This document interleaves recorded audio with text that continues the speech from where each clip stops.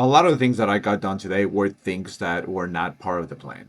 Sometimes in life, you make a plan and you say, today or this week, I'm going to do this, and that. For me, it's always what's the most important, urgent thing that I need to take care of. Sometimes it's something that's related to money, sometimes it's related to health, sometimes it's just related to taking care of bills or things like that. I used to be the kind of guy that would probably avoid doing some of the things that I thought maybe they would be annoying. And just recently, I started feeling like I actually want to do those things because the moment that I'm done with those things, I just feel a sense of liberation.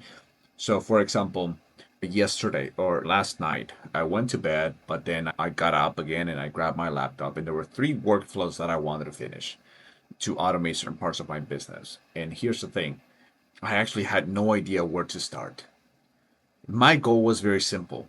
I wanted to figure out what were going to be the steps just to know that I could get it done. So I got a bunch of different AIs doing some deep research. I created a few agents that can help me figure that out.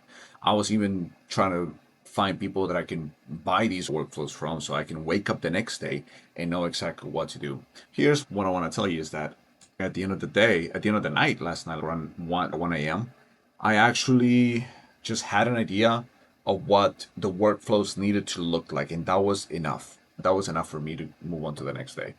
And so the next day, I figure I'm gonna get to work, and by 6 p.m., I'm about to head out of here.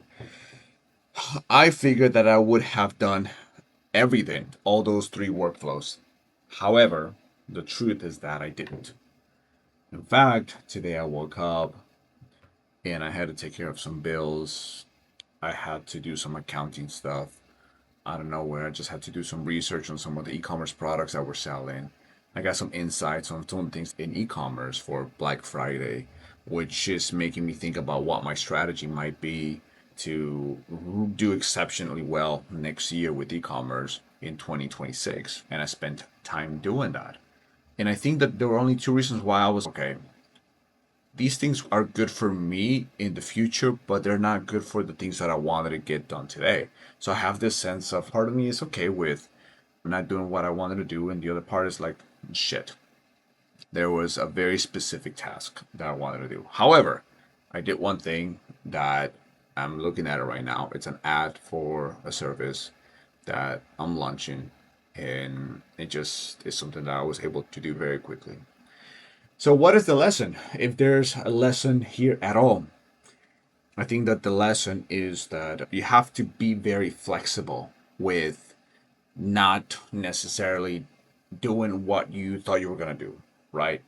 I mean, to top it off, like we live in a society where there are so many things that are demanding our attention, right? And the last thing you want to do is feel bad about not doing what you thought you were going to do. It's okay to basically not live up to those expectations as long as you're able to do it the next day, as long as you set your mind to do it the following day, or at least set a time for the following week. I think it's very unproductive to feel bad about yourself when you're missing the mark. I'm gonna go home right now and I could be thinking about, well, I can grab my laptop again like last night. But no, tonight I'm just gonna go to sleep. Tomorrow's another day, and tomorrow I'll try to get done as much as I can. The lesson is to try your hardest.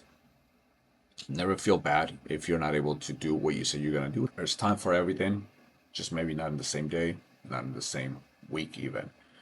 Ideally in the same month, though. Okay, that's it.